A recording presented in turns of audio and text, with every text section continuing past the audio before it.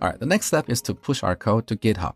Now, if you're not familiar with Git or GitHub, I have a comprehensive course on my website. It's only 6 hours long, but teaches you everything you need to know about Git and GitHub. Git is one of those tools that you need to have in your toolset if you want to work as a professional software engineer. So head over to github.com. If you don't have an account, create one. Once you sign in, then you need to create a new repository. So let's create a new repository. We give it a name, whatever we want. I'm going to call this next-course. Then we accept all the default values and create this repository. Good. Now on this page, you will find instructions for integrating our local repository that is sitting on our machine with the one sitting at GitHub. That is right here, push an existing repository from the command line. So we need to copy these lines. Then we go to VS Code or our terminal window, paste them. This will push all our code to GitHub.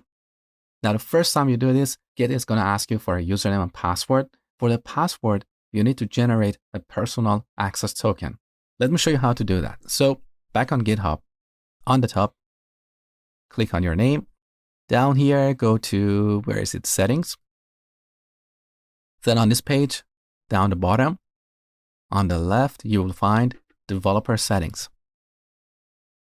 Next, go to personal access tokens and select tokens classic, and then generate a new token, a new classic token.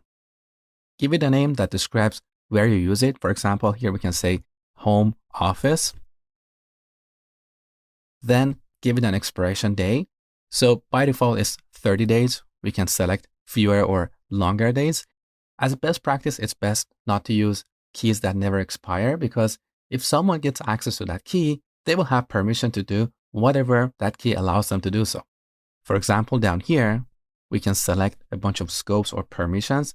For example, we can select repositories. So this key will have access to all of our repositories. Okay.